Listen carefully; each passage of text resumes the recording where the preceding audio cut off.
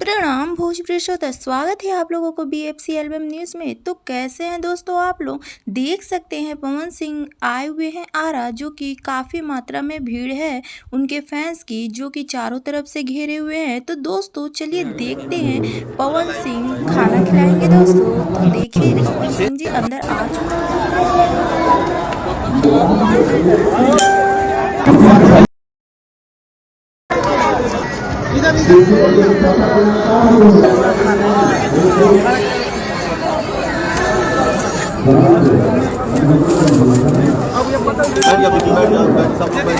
उनको दे दीजिए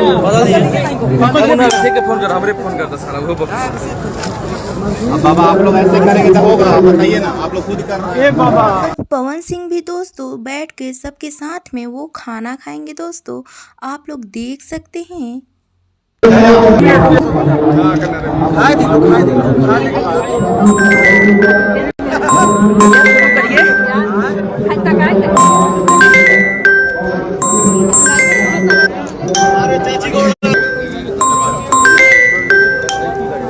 जाएगा, सबका हो जाएगा, सबका हो जाएगा।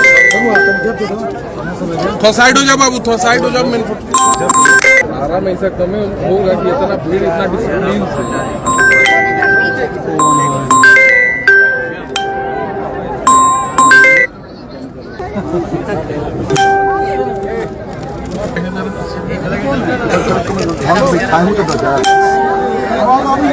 चलिए आप लोग सुनो,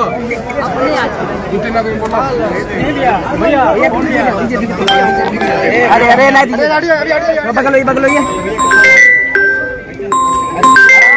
आराम से।